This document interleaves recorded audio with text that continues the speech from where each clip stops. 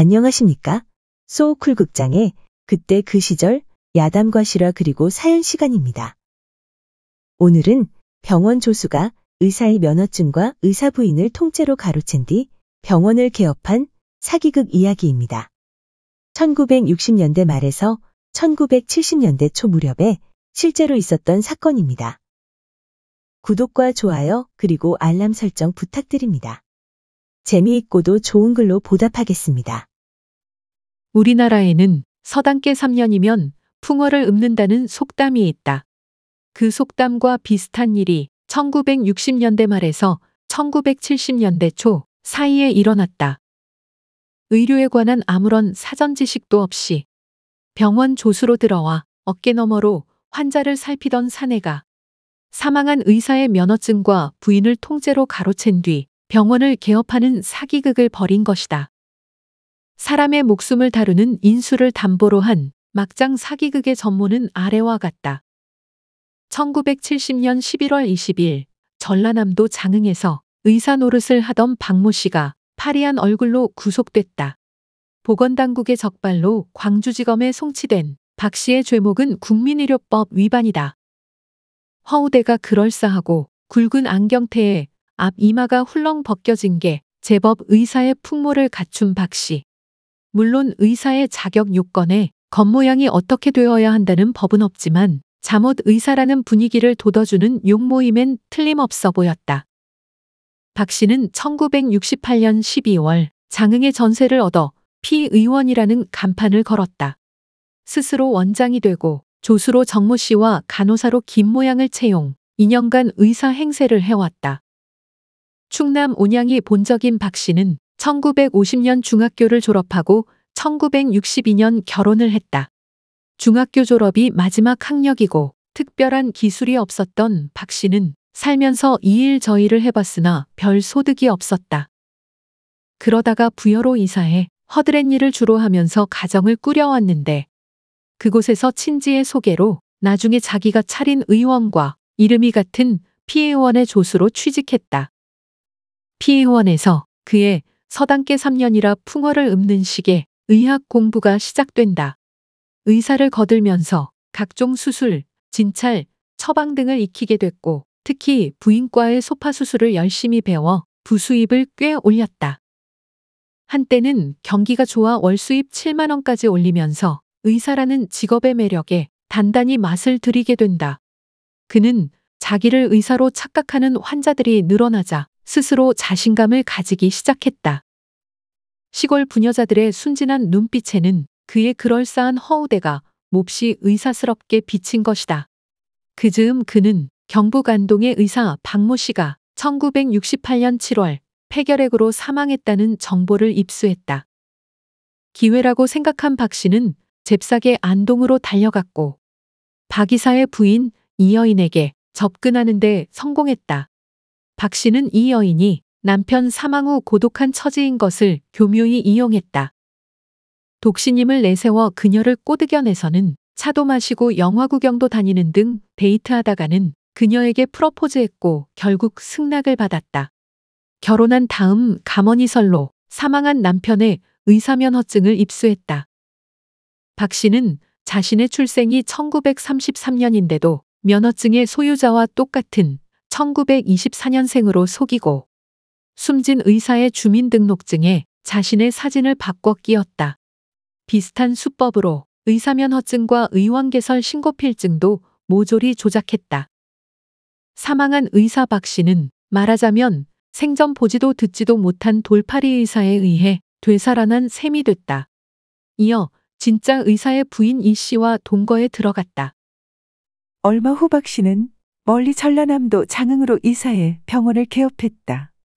그곳에서 박 씨는 두 집을 합쳤고 2명의 아내와 양가의 아이들까지 한꺼번에 거느리게 됐다. 이때 중호님을 들켜 한바탕 난리가 난다. 그렇지만 이미 엎질러진 물인 것을 어떡하나? 결혼을 포기하기에는 너무 정이 들어버린 이 여인은 현실을 받아들인다. 박 씨는 들통나기까지 2년의 개업 기간 중 환자의 치료는 물론이고 엄청난 숫자의 진단서를 발부했다. 진단서를 잘 발부해 준다는 소문이 돌자 목포는 물론 멀리 땅끝마을 해남지방에서까지 찾아왔다. 이때 떼어준 진단서가 무려 2200여 통이니 진단서 자판기인 셈이다. 장흥 지역 주민들이 그의 의사 자격에 관하여 의심하기 시작한 건 지난해 8월쯤이었다.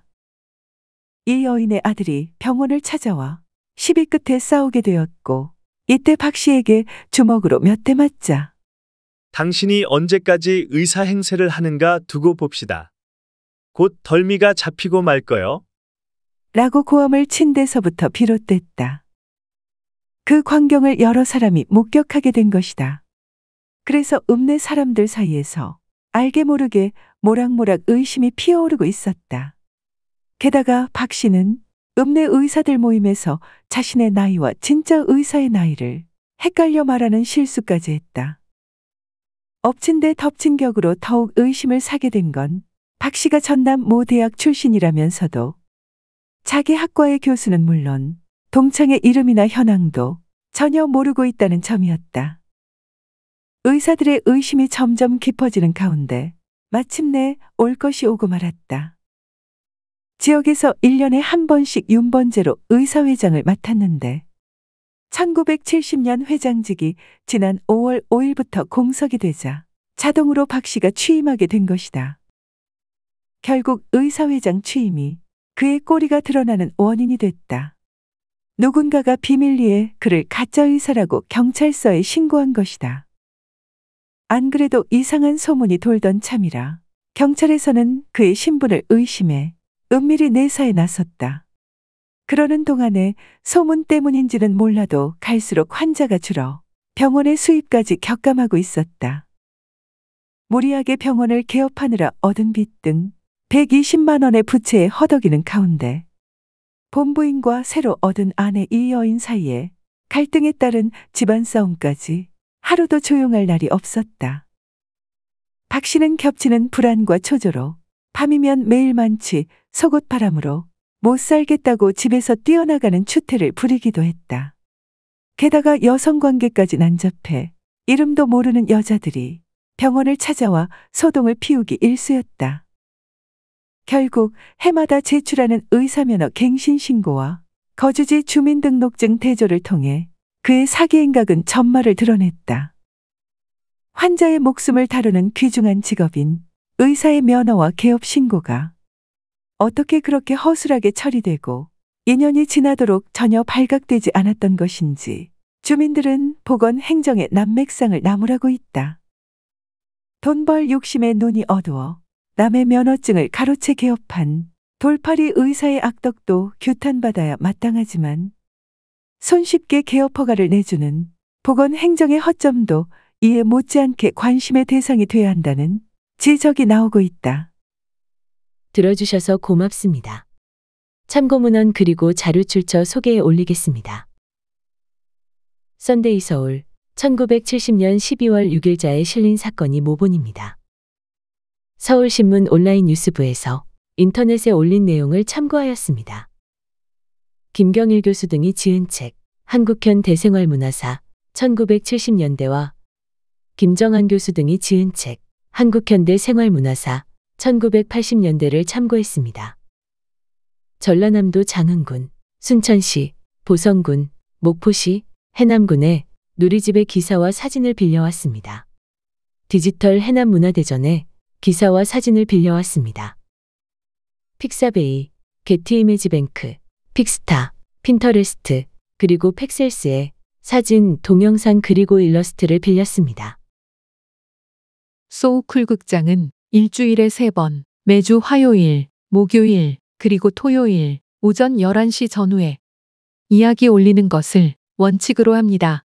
쇼츠 프로그램은 당분간 하루에 한 편씩 올리려 합니다. 한번 살펴봐 주십시오. 고맙습니다. 다음에 만날 때까지 건강하시기를 기원합니다.